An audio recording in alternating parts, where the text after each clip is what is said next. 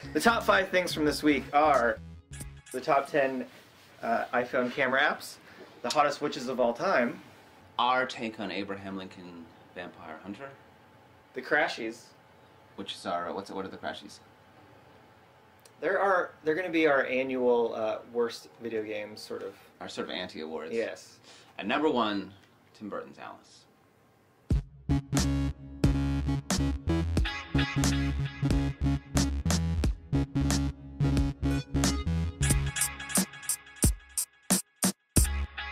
Welcome to the Techland show. I'm your co-host Peter Ha. And I'm your co-host, Lev Grossman. And I'm Allie.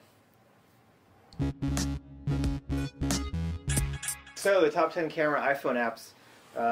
What is the top 1? What is the best camera? I really like Hipstamatic.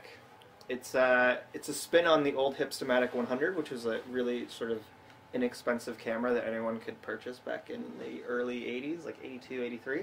It's a fun little app. It's $2, and you can throw all sorts of different lenses for different effects, flashes and film, and you get sort of these low-mo sort of like images. It's cool. Yeah, I like it a lot. It's my favorite thing right now.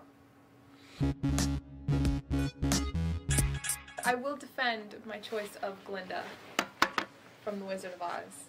Allie, have you seen the movie The Wizard of Oz? Yes, and that unfortunate actress was not that attractive. However, she's not unpleasant looking, but No. she's not just. The problem is that she's not sort of hot.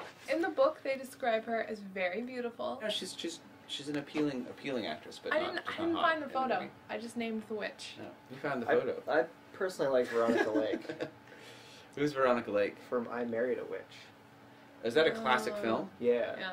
But you really like Willow. Oh yeah. Willow for me is like the definitive hot witch, yeah, from Buffy. Yeah. Is that because Willow likes girls? Does She she? does.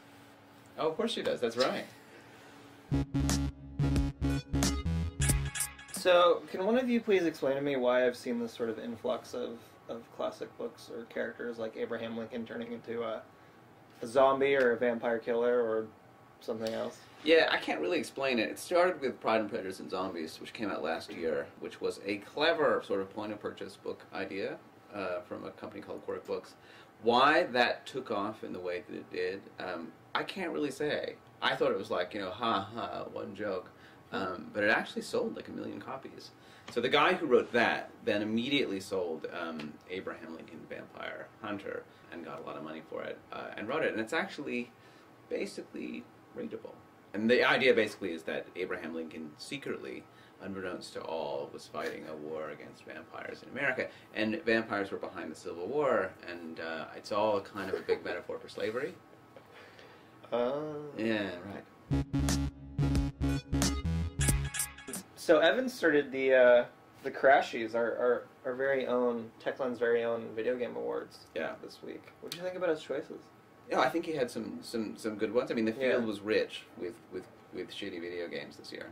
Oh, absolutely. So he's sort of spoiled for choice. I think for movie tie-in, I think Avatar was a good choice. Yeah. G.I. Joe was pretty bad, though. Yeah, I didn't play that. Did you play G.I. Joe? Yeah, it's really bad. Worse than Avatar. I know. What's the real criterion there for horribleness of video games? What game do you remember from last year that you thought was just absolute crap?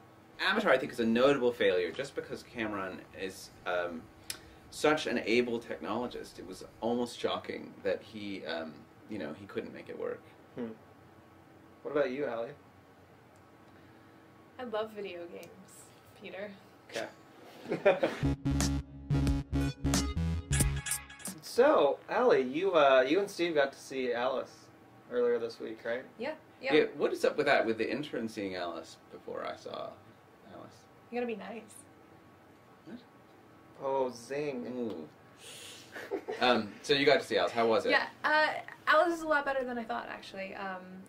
I didn't have a lot of expectations going into the film. Right. Aside from this is going to be another Tim Burton-esque, in your face, lots of crazy, lots of darkness. Love affair with Johnny Depp. Right, exactly. So he sort of darkened the story a little bit. Yeah, I mean, of course, he's Tim Burton, but yeah, he you know, Alice is an adult now, or almost an adult, and she gets dragged back into Wonderland, and a lot of the things go similarly, but you know, it's just kind of something happening all over again. So it's not a total rehash of everything we've ever seen, but it's good. So it's worth seeing then. It is, and the 3D works. You know, I mean, that's right. The 3D doesn't look. It's not cheesy like No, sort of in no, your face. no. It actually it works.